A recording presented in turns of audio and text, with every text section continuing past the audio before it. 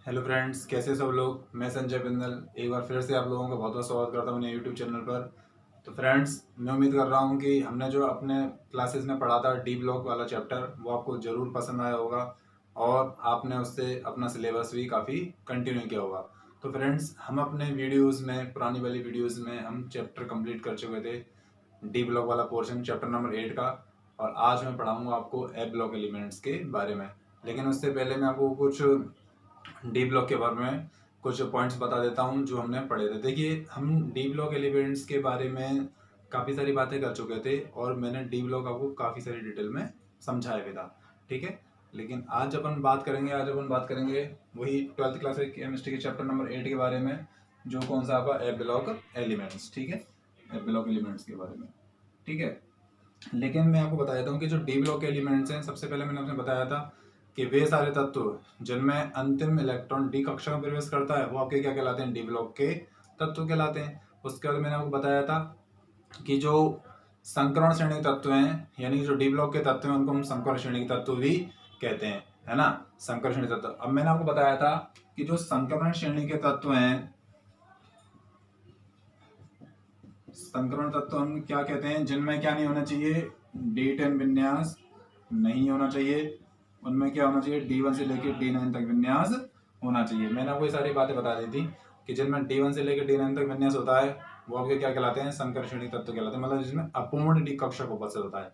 और zinc, cadmium, mercury, ये सब क्या होते हैं, डी ब्लॉक के तत्व होते हैं, लेकिन संकरण श्रेणी तत्व नहीं होते हैं, ठीक है। उसके बाद मैंने बात करी थी यहाँ पर जो डी ब्लॉक के तत्व हैं उनके इलेक्ट्रॉनिक कॉन्फ़िगरेशन के बारे में, जो उनका सामान्य इलेक्ट्रॉनिक विन्यास क्या है। यहाँ पर मैंने आपको क्रोमियम और कॉपर का जो अपवाद है उसका कारण बताया था कि जो ऊर्जा वगैरह का मान है, क्या क्या अर्धपूरित, पूर्ण पूरित, रिक्त कक्षाओं का स्थायित्व वगैरह होता है, वो सारी बातें हमने इसमें करी थी। उसके बाद हम इनमें बात कर रहे थे इलेक्ट्रॉनिक विन्यास के बाद, इनमें फिर परमाणु आयनिक त्रिज्याओं के बारे में, फिर हम इनमें बात करी थी हमने इनके आयनन विभव के बारे में, ऑक्सीकरण अवस्थाओं के बारे में, रंगों के बारे में, रंगों की व्याख्या मैंने काफ़ी अच्छी एक्सप्लेनेशन की थी, ठीक है। मिश्र धातु निर्माण, अंतरकाशीय यौगिकों का निर्माण, ठीक है। ऐसे ही कई सारे उत्प्रेरकी गुण, डालडा वगैरह बनाना सब बताया था, ठीक है। तो इस तरह से क्या था कि हमने डी ब्लॉक को काफ़ी सारा डिटेल में लिया था और उनके जो 8-9 जो इनके संकरण धातुओं के गुण हैं, ठीक है ना, जो जनरल कैरेक्टरिस्टिक प्रॉपर्टीज हैं डी ब्लॉक एलिमेंट्स की, यानी कि ट्रांजिशन मेटल्स की, वो सारी हम डिस्कस कर चुके थे। तो उम्मीद करता हूँ कि वो सारी बातें आपको समझ में आई होंगी। फिर भी अगर आपको मेरी बातें समझ में नहीं आई हो तो आई बटन पर आप क्लिक करके मेरे पुराने वीडियोस को देख सकते हैं और अपना ज्ञान कंप्लीट कर सकते हैं। तो फ्रेंड्स, आज के अपन वीडियो में बात करेंगे चैप्टर नंबर 8 के बारे में, जो पार्ट नंबर डी ब्लॉक के दूसरा पार्ट है, अपन बोल रहे हैं ए ब्लॉक के एलिमेंट्स, ठीक है।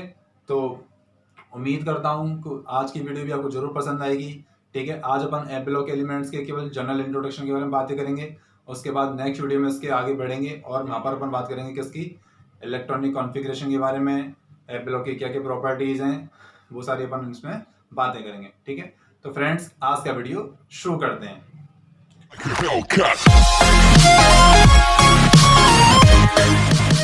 तो फ्रेंड्स, आज अपन बात कर रहे हैं ए ब्लॉक एलिमेंट्स के बारे में। जैसे कि सबसे पहले स्टार्टिंग होती है डेफिनेशन से। डेफिनेशन क्या बना सकता हूं मैं कि जैसे मैंने बात बताई थी आपको, डी ब्लॉक कहता तो जिसमें अंतिम इलेक्ट्रॉन कहाँ प्रवेश कर रहा हो, डी में। ऐसे अगर मैं बात करूं इसकी, तो वे तत्व एफ ब्लॉक के एलिमेंट्स कहलाते हैं जिनमें अंतिम इलेक्ट्रॉन एफ कक्षक में प्रवेश करता हो, यानी कि एफ कक्षक में भरा जाता हो, वो आपके क्या कहलाते हैं, एफ ब्लॉक के तत्व कहलाते हैं। और एफ कक्षक में कौन सा होता है फ्रेंड्स, जो n-2 एफ कक्षक होता है। जब कोई इलेक्ट्रॉन, अंतिम इलेक्ट्रॉन इसमें एफ कक्षक में फेल होता है,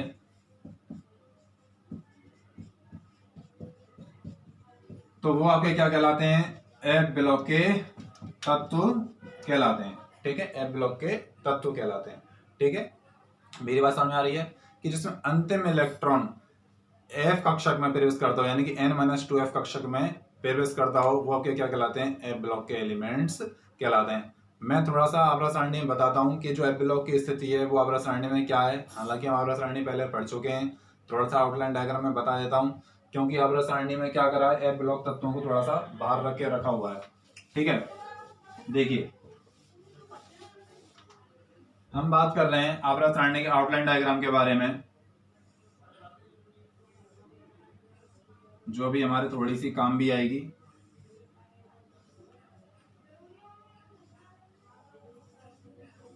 मैंने आपको बताया था ये तो एस ब्लॉक के हैं, ये पी ब्लॉक के हैं,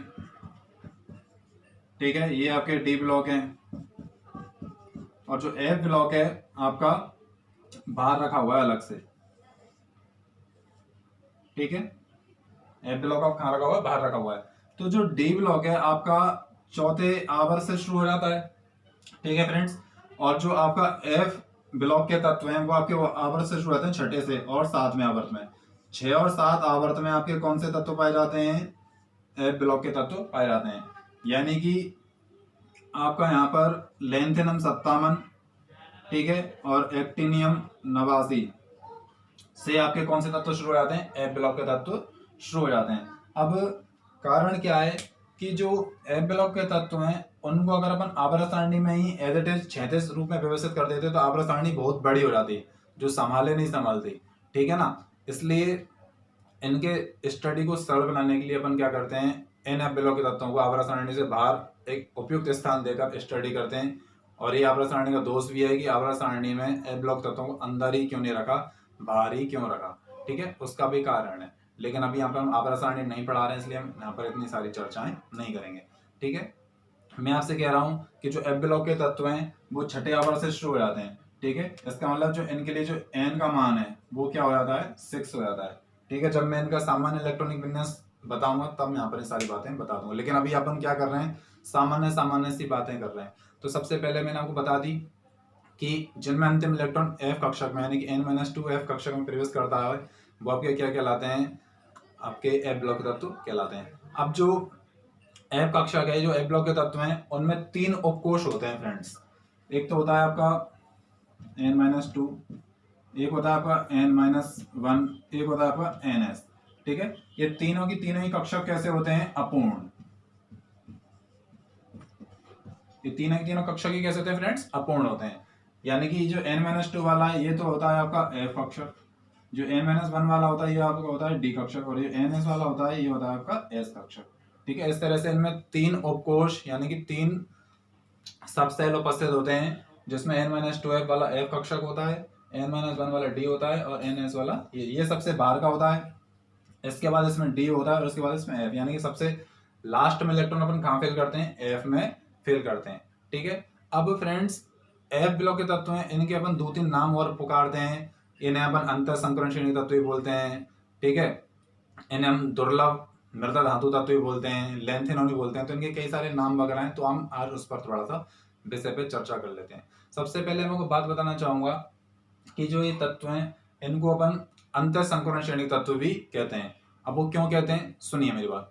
देखो, जब हम बात कर रहे थे डी ब्लॉक की, तो जो डी ब्लॉक के तत्व हैं वो एस ब्लॉक और पी ब्लॉक को जोड़ते हैं। यानी कि जो एस ब्लॉक का जो दूसरा वर्ग है और जो पी ब्लॉक का 13वां वर्ग है, इन दोनों के बीच के जो वर्ग हैं यानी कि जो 10 वर्ग हैं उनको कौन से जोड़ रहे थे, डी ब्लॉक के तत्व जोड़ रहे थे। और मैंने आपको बताया था कि जो एस ब्लॉक को और जो पी ब्लॉक को जो जोड़ने वाले तत्व हैं वो आपके क्या कहलाते हैं, डी ब्लॉक के तत्व कहलाते हैं। ठीक है फ्रेंड्स, अब जो डी ब्लॉक के तत्व हैं इनमें ही तो यहाँ पर आपका जो तीसरा वर्ग है और ये जो चौथा वर्ग है, इन दोनों के बीच में क्या उपस्थित है, आपके एफ ब्लॉक के तत्व उपस्थित हैं। क्योंकि डी ब्लॉक के तत्व पहले से ही संकरण तत्व कहलाते हैं। अब यहाँ पर जो एफ ब्लॉक के तत्व हैं वो भी कहाँ आ रहे हैं, आपके वर्ग तीसरे और चौथे जो कसके तत्व वर्ग हैं आपके डी ब्लॉक के वर्ग हैं, इसके अंदर ही आ रहे हैं। तो इसीलिए आपके क्या कहलाते हैं, एफ ब्लॉक के तत्व अंतर संकरण श्रेणी के तत्व कहलाते हैं, क्योंकि पहले से ही ये किसके अंदर है, डी कक्षक के अंदर उपस्थित हैं। यहाँ पर आपका लेंथेनम 57 है, फिर आपका यहाँ से तुम्हारा ए ब्लॉक शुरू हो रहा था, उसके बाद आगे अपन चलते हैं। ठीक है ना, यहाँ पर आपके सीरियम 58 से लेकर और ल्यूटेशियम 71 तक, ठीक है, ल्यूटेशियम 71 तक के तत्व यहाँ पर बीच में उपस्थित होते हैं। उसके बाद फिर आपका हैफनियम वगैरह आता है। ठीक है, ये डी ब्लॉक के अंदर ही उपस्थित होते हैं, इसलिए अपन को क्या कहते हैं, अंतर संकरण श्रेणी के तत्व भी कह देते हैं। ठीक है, और दूसरी बात मैं बताता हूं कि जो एफ ब्लॉक के तत्व हैं वो आपके आवर्त सारणी में छठे आवर्त से शुरू होते हैं और कहाँ उपस्थित होते हैं, तीसरे और चौथे वर्ग के मध्य में उपस्थित होते हैं। ठीक है, इसलिए अपन इनको क्या कह देते हैं, अंतर संकरण श्रेणी के तत्व भी कह देते हैं। और जो एफ ब्लॉक की श्रेणियां हैं वो आपकी दो हैं, एक तो होती है आपकी 4F श्रेणी, एक होती है आपकी 5F श्रेणी। ठीक है, इसके बारे में भी थोड़ी देर में चर्चा करेंगे। ठीक है, तो मैंने आपको क्या बता दिया कि जो एस ब्लॉक है और जो पी ब्लॉक है उन दोनों को कौन जोड़ते हैं, डी ब्लॉक के तत्व जोड़ते हैं। और डी ब्लॉक के तत्वों को अपन क्या कहते हैं, संकर श्रेणी तत्व कहते हैं। ठीक है, अब चूंकि जो एफ ब्लॉक के तत्व हैं वो डी ब्लॉक के अंदर ही उपस्थित है, यानी कि वो डी के अंदर ही आ रहे हैं। ये n-2 के अंदर क्या आ रहा है, n-1 आ रहा है। ठीक है, यानी कि डी कक्षक आ रहा है। तो इसके अंदर उपस्थित होने के कारण अपन को क्या कह देते हैं, अपन इनको क्या कह देते हैं फ्रेंड्स, एफ ब्लॉक के तत्व यानी अंतर संकरण तत्व कह देते हैं। ठीक है, उसके बाद इनको अपन एक शब्द से और पुकारते हैं, जो है आपका दुर्लभ मृदा तत्व, है ना। दुर्लभ मृदा तत्व प्राचीन समय में क्या होता था कि जो लेंथेनाइट तत्व हैं, जो तुम्हारे एफ ब्लॉक तत्व हैं, वो ऑक्साइड्स के रूप में मृदा में पाए जाते थे, ऑक्साइड्स के रूप में बहुत कम मात्रा में पाए जाते थे, इसलिए हम बोलते हैं रेयर अर्थ मेटल्स, है ना। दुर्लभ मृदा तत्व, रेयर का मतलब होता है बहुत कम पाए जाने वाले, और अर्थ का मतलब होता है मृदा। और प्राचीन समय में अपन ऑक्साइड के फॉर्म में पाई जाती थी मिट्टी को, उसको अपन बोलते थे ऑक्साइड्स, मृदा। ठीक है ना, इसलिए अपन इनको बोलते हैं रेयर अर्थ मेटल्स यानी कि दुर्लभ तत्व। ठीक है, लेकिन आज के समय में जो लेंथेनाइट तत्व हैं वो खूब यातायात मात्रा में, खूब सारी मात्रा में पाए जाते हैं। ठीक है, इसलिए कोई दिक्कत नहीं है। प्राचीन समय में इनको बहुत कम मात्रा में पाया गया था, इसलिए इनको अपन दुर्लभ तत्व कहते थे। और मृदा इसलिए कह रहे हैं क्योंकि प्राचीन समय में अपन ऑक्साइड को मिट्टी के रूप में माने जाते थे। ऑक्साइड का मतलब होता था मिट्टी, मृदा। ठीक है, अब वो परिपाटी आज भी चली आ रही है, इसलिए इनका नाम आज भी एक कायम है। इसलिए आज भी अपन क्या कहते थे, इनको अपन दुर्लभ मृदा तत्व कह देते हैं। ठीक है, तो इसलिए अपन इनको दुर्लभ मृदा तत्व भी कह देते हैं, है ना। अंतर संगणक तत्व भी कह देते हैं। इनके कई सारे नाम है। ये बेसिक बातें चल रही हैं, जनरल इंट्रोडक्शन वाली बातें चल रही हैं, जो सब क्या है आपको आनी चाहिए। ठीक है, अगर मैं बात करूं इनके सामान्य इलेक्ट्रॉनिक विन्यास की, तो इनका सामान्य इलेक्ट्रॉनिक विन्यास होता है फ्रेंड्स, वो होता है आपका n-1d और n-2f। ये आपका 1 to 14 होता है, ये आपका 0 या 1 होता है, ये ns2 होता है। ठीक है, अब देखो इसको बात सुनिए, क्योंकि सबसे लास्ट में अपन इलेक्ट्रॉन कहाँ अंदर फिल कर रहे हैं, एफ में फिल कर रहे हैं, इसलिए मैंने इसको इलेक्ट्रॉनिक कॉन्फ़िगरेशन को इस तरह से लिखा है। लेकिन जब मैं इसको व्यवस्थित क्रम में लिखूंगा, जब इसको व्यवस्थित क्रम करके जमाऊंगा, तो अपन क्या करेंगे, इसको अपन ऐसे कर लेंगे, क्योंकि n-2 क्या होता है, n-1 से छोटा होता है, इसलिए अपन इसको आप वो नियम अनुसार इस तरह से कर देंगे। ठीक है, अब देखिए जो ns है, अब चूंकि हम जानते हैं कि जो एफ ब्लॉक के तत्व हैं वो के छठे आवर्त से शुरू होते हैं, तो n का मान क्या हो गया, n बराबर क्या हो गया आपका 6 हो गया। ठीक है, तो इसलिए इसको मैं क्या लिख सकता हूं, 6s2 6 - 1 यानी कि 5d 0 से 1। ठीक है, 6s2 5d 0 से 1। अब n-2 यानी कि 6 - 2 यानी कि आपका हो गया 4f 1 to 14।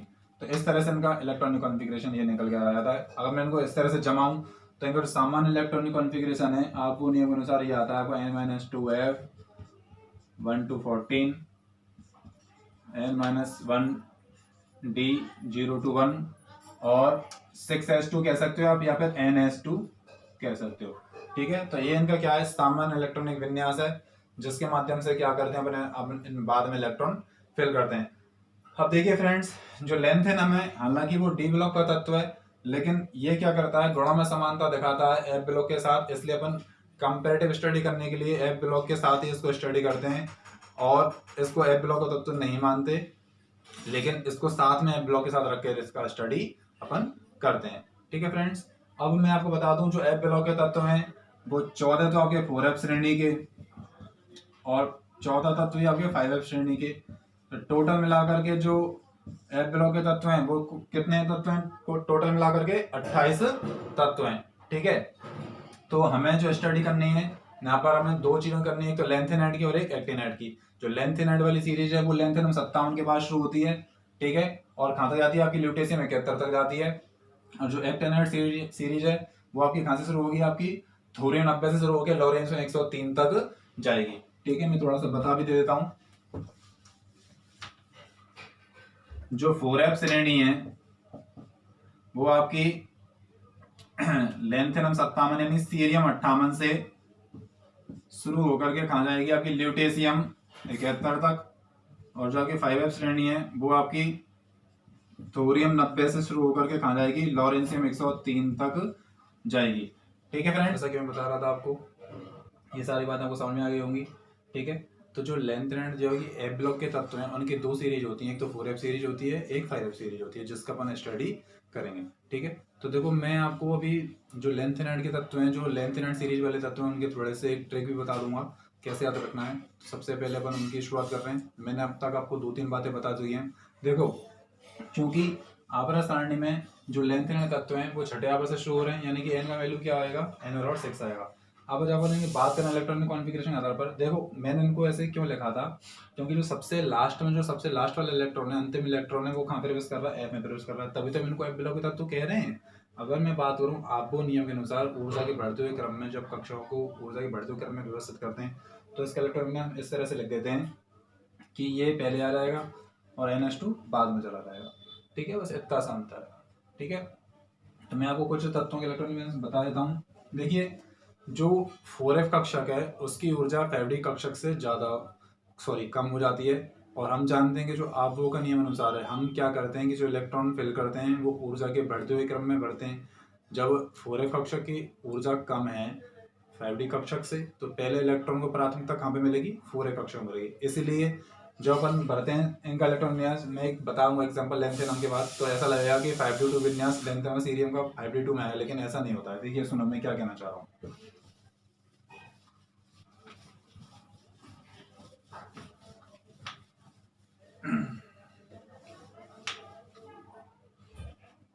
हम बात कर रहे हैं अब लेंथेनाइड तत्वों के बारे में। ठीक है, एक्टिनाइड बाद में पढ़ाऊंगा, पहले मैं लेंथेनाइड बता रहा हूँ।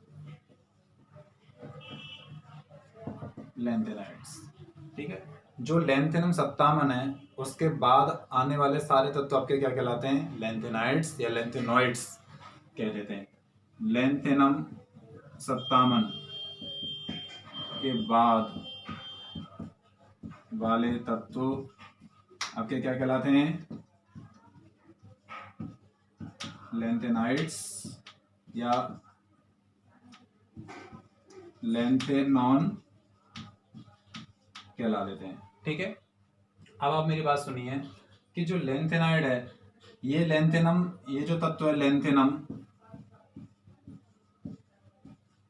ये डी ब्लॉक का तत्व है मित्रों, लेकिन इसकी जो समानताएं वो एफ ब्लॉक के तत्वों से मिलती हैं। इसलिए अपन अपने अध्ययन को सुविधा अनुसार बनाने के लिए हम क्या करते हैं, इस डी ब्लॉक के तत्वों को लेंथेनम को एफ ब्लॉक के साथ ही अध्ययन करते हैं। यानी कि जो लेंथेनाइड सीरीज में तत्व होते हैं वो 14 + 1 = 15 हो जाते हैं। ठीक है, हम 14 तत्व लेंथेनाइड सीरीज के और एक तत्व ये लेंथेनम वाला, इस सबको मिलाकर हम 15 तत्वों का स्टडी करते हैं। जो सब गुण एफ ब्लॉक के तत्व प्रदर्शित करता है, लगभग लेंथेनम के भी वही सारे गुण होते हैं। और मैं आपको बताना चाहूंगा कि जो एफ ब्लॉक के तत्व हैं उनका जो कलर होता है वो सिल्वरी वाइट होता है, मतलब जो सारे के सारे तत्व हैं वो सिल्वरी वाइट कलर के होते हैं। ठीक है, तो मैं आपको ये बताना चाह रहा हूँ कि जो 4f सीरीज है, 4f सीरीज कहाँ से आई, कि जो मैंने आपको बताया था ना कि जो छठे आवर्त से शुरू हो रही है आवर्त सारणी में एफ ब्लॉक के तत्वों की सीरीज, तो हम जो उनका इलेक्ट्रॉनिक विन्यास है उसके आधार पर इसको अपन n-2 करते हैं, तो 6-2 करते हैं तो 4f सीरीज आ जाती है। ठीक है ना, उसके आधार पर निकाल लें। देखो मैं एक बता देता हूँ आपको, लेंथेनम 57 का इलेक्ट्रॉनिक विन्यास बता रहा हूँ पहले मैं आपको, और सबसे पहले मैं लेंथेनाइड के बारे में तो बातें बता देता हूँ। देखो, जो लेंथेनम 57 के बाद आने वाले तत्व सारे क्या कहलाते हैं, लेंथेनाइड्स कहलाते हैं। इन्हें 4f श्रेणी के तत्व भी कह देते हैं। ठीक है, क्या क्या कह देते हैं, एक तो इनको अपन क्या कह देते हैं, लेंथेनाइड्स कह देते हैं। इन्हें अपन एलएन के द्वारा भी प्रदर्शित करते हैं, लेंथेनॉन, आजकल इनको अपन एलएन, है ना, एलएन के द्वारा, लेंथेनॉन के द्वारा प्रदर्शित भी करते हैं। इन्हें अपन प्रथम अंत संकुरण श्रेणी तत्व भी कह देते हैं, प्रथम अंत संक्रमण श्रेणी के तत्व भी कह देते हैं। ठीक है, प्रथम अंत संक्रमण श्रेणी के तत्व भी कह देते हैं। और ये संख्या में कितने तत्व हैं, ये संख्या में आपके 14 तत्व हैं। ठीक है, अब जो लेंथेनम के तत्व हैं ये क्या है, लेंथेनाइड्स के जो तत्व हैं लेंथेनम से समानता रखते हैं, इसलिए हम इनको क्या करते हैं एक ही ग्रुप में रख करके स्टडी करते हैं। ठीक है, हम इनको क्या करते हैं तीसरे ग्रुप में ही रख करके अध्ययन करते हैं। यानी कि क्या हुआ कि इन दोनों को हम कहाँ रख रहे हैं, एक ही ग्रुप में रख रहे हैं। और जो लेंथेनाइड सीरीज के तत्व हैं यानी कि जो लेंथेनाइड्स हैं वो आपके इटरबियम 39 से भी काफी आयनिक त्रिज्या में समानता रखते हैं। वो सारी बातें बाद में आएंगी। इनकी सामान्य ऑक्सीकरण अवस्था +3 होती है, ये सारी बातें बाद में आएंगी। ठीक है, अभी मैं आपको बता रहा हूँ इलेक्ट्रॉनिक विन्यास के बारे में, लेंथेनाइड्स के बारे में तो साधारण सी बातें बता दी। ये भी क्या है आपके दुर्लभ मृदा धातु कहलाती हैं, दुर्लभ मृदा तत्व कहलाते हैं। लेंथेनाइड्स के जो मिश्र धातु होते हैं उनको अपन मिश्र मेटल्स कह देते हैं। तो ये सब बातें जनरल जनरल सामान्य सी बातें हैं। ठीक है, इनका सामान्य इलेक्ट्रॉनिक विन्यास सब मैं बता चुका हूँ। ठीक है, अब मैं आपको बता देता हूँ कि जो लेंथेनाइड सीरीज के तत्व हैं वो कौन कौन से हैं, देखिए आप, और इसका इलेक्ट्रॉनिक विन्यास क्या है।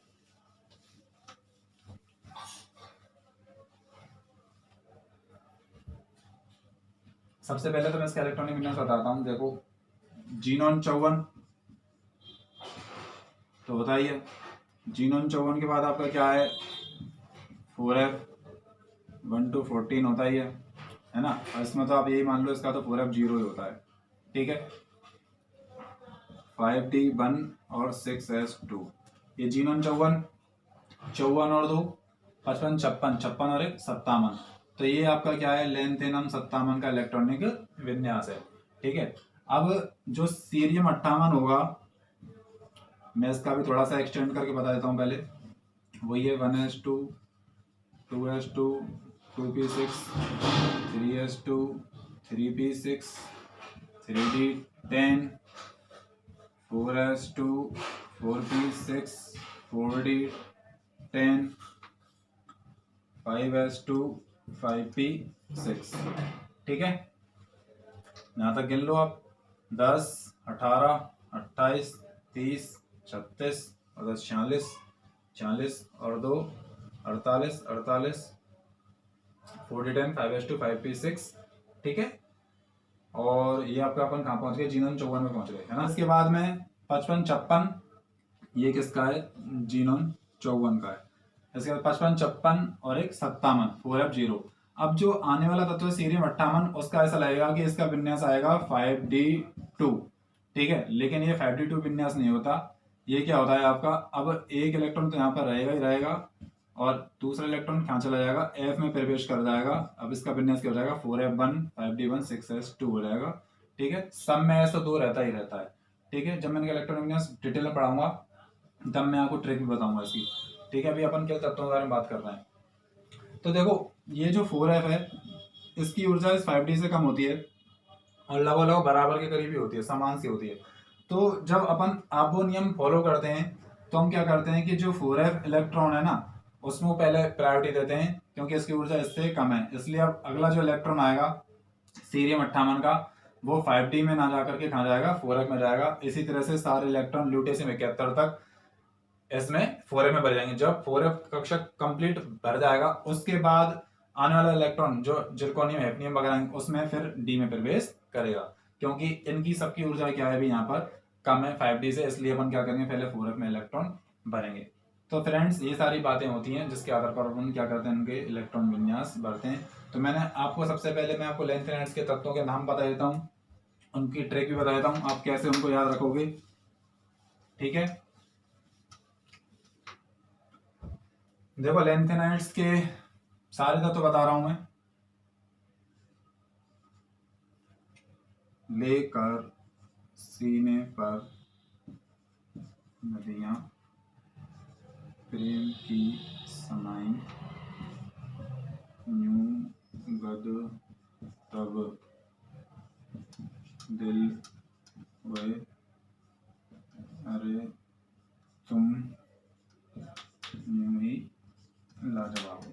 देखो ये आपका हो गया लेंथेनम, ये आपका हो गया सीरियम, ये आपका हो गया क्या प्रोसोडायमियम, ये आपका नियोडायमियम, ये प्रोमीथियम, ये समेरियम, ये यूरोपियम, ये गैडोलिनियम, ये टर्बियम, ये डिस्प्रोसोमियम, ये होलियम, ये इर्बियम, ये तुम्हारा थूलियम, ये टर्बियम और ये ल्यूटेशियम। ठीक है, तो मैं इनकी आज ट्रिक बता रहा हूँ। जब मैं इनका इलेक्ट्रॉनिक कॉन्फ़िगरेशन बताऊंगा इन सबके नाम पूरे तब लिखूंगा। तो इनकी ट्रिक क्या है,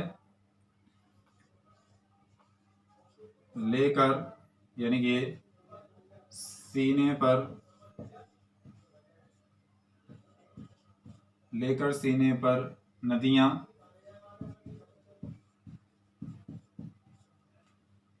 प्रेम की समाई न्यू गद तब दिल होए न्यू गद तब दिल होए अरे तुम यूं ही लाजवाब हो, तुम यूं ही लाजवाब हो। देखिए, लेकर का मतलब लेंथेनम, सीने का मतलब सीरियम, प्रोसोडायमियम का मतलब पर का मतलब प्रोसोडायमियम, नदिया का मतलब नायोडायमियम, प्रेम की मतलब प्रोमेथियम, यहाँ पर की एक्स्ट्रा है, समाई का मतलब समेरियम, न्यू का मतलब यूरोपियम, गद का मतलब गैडोलिनियम, तब का मतलब टर्बियम, दिल का मतलब डेसोप्रोसोमियम, होए का मतलब होलियम, और अरे का मतलब इर्बियम, और तुम का मतलब टर्बियम, और न्यू ही का मतलब टर्बियम, और लाजवाब का मतलब ल्यूटेशियम पर वो एक्स्ट्रा है।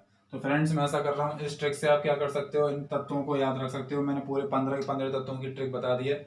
इसको आप एक दो बार राइट करोगे, अपने मन में बोल के देखोगे, ये गाना टाइप है, जिससे क्या होगा, आप अपने ब्लॉक एलिमेंट्स याद कर पाओगे। तो फ्रेंड्स मैं आशा करता हूँ आज की सारी बातें आपको समझ में आई होंगी। तो मैंने आपको सबसे पहले क्या बताया था, थोड़ा सा डी ब्लॉक की रिवीजन के बारे में बता दिया। फिर मैंने आपको एफ ब्लॉक की शुरुआत करी है कि वे सारे तत्व जिनमें अंतिम इलेक्ट्रॉन n-2 f कक्षक में प्रवेश करता है वो आपके क्या कहलाते हैं, एफ ब्लॉक के तत्व कहलाते हैं। फिर मैंने आपको ये भी बता दिया कि इनको अपन अंत संक्रमण श्रेणी के तत्व क्यों कहते हैं, दुर्लभ मृदा धातु क्यों बोलते हैं, क्योंकि प्रकृति में क्या पाए जाते थे, बहुत कम मात्रा में ऑक्साइड्स के रूप में पाए जाते थे, और पुराने जमाने में ऑक्साइड्स को अपन क्या कहते थे, मृदा कहते थे, इसलिए अपन को क्या कहते हैं, दुर्लभ मृदा धातु तत्व भी कह देते हैं। ठीक है, और इनकी कौन कौन सी श्रेणियां हैं, इनका क्या इलेक्ट्रॉनिक विन्यास है, ये कौन से आवर्त से शुरू हो रहे हैं, ये सारी बातें मैंने आपको बताई हैं। तो मैं आशा करता हूँ कि मेरी बातें आज आपको समझ में आई होंगी। मैंने आज के वीडियो में केवल जनरल इंट्रोडक्शन पे बात की है, मैं अंदर डिटेल में नहीं गया हूँ।